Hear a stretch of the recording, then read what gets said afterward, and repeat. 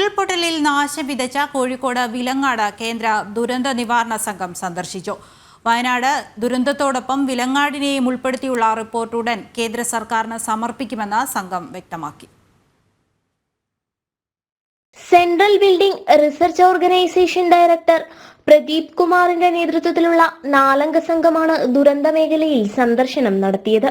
കേന്ദ്ര ദുരന്ത നിവാരണ സംഘവും സംസ്ഥാന ദുരന്ത നിവാരണ സംഘവും സംയുക്തമായാണ് പ്രദേശം സന്ദർശിച്ച് റിപ്പോർട്ട് തയ്യാറാക്കിയത്.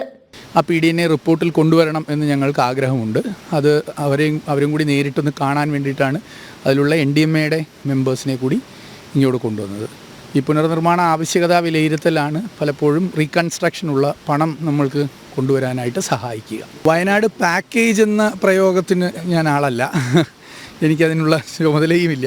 വയനാട്ടിൽ എന്തു ചെയ്യുന്നു അതെല്ലാം ഇവിടെയും ചെയ്യുമെന്നാണ് നമ്മൾക്ക് കിട്ടിയിട്ടുള്ള അറിയിപ്പ്. അപ്പോൾ അതനുസരിച്ചിട്ട് അപ്പോൾ അവിടെ പുനർനിർമ്മാണ ആവശ്യകത പഠിക്കുകയാണെങ്കിൽ ഇവിടെയും ഞങ്ങൾ പഠിക്കണമല്ലോ, അതും നമ്മൾക്ക് ആ റിപ്പോർട്ടിൽ ഉൾപ്പെടുത്തണമല്ലോ. അപ്പോൾ അതുകൊണ്ട് തന്നെയാണ് ബഹുമാനപ്പെട്ട MLA അവിടെ വന്നിരുന്നു. കഴിഞ്ഞ ദിവസം വയനാട്ടിലുണ്ടായിരുന്ന അദ്ദേഹം. ഞങ്ങൾ ആലോചിച്ച് എല്ലാ തലത്തിലും ആലോചിച്ചിട്ടാണ് ഇവിടേക്ക് ഇവരെ വിളിച്ചത്. വയനാട് ദുരന്തത്തിൽ കനത്ത നാശമുണ്ടായ മുണ്ടക്കൈ, ചൂരൽമല മേഖലകൾ സംഘം നേരത്തെ സന്ദർശിച്ചിരുന്നു. AIT പ്രൊഫസർ ഡോക്ടർ കുനങ്കോ, CDRI ഉപദേശകൻ Ajay Kumar, KCMA member secretary doctor Sekhar L Kuriakose എന്നിവരായിരുന്നു സംഘാംഗങ്ങൾ. EK വിജയൻ MLA ഉൾപ്പെടെയുള്ള ജനപ്രതിനിധികളും സംഘത്തോടൊപ്പം ഉണ്ടായിരുന്നു. ജനം, കോഴിക്കോട്.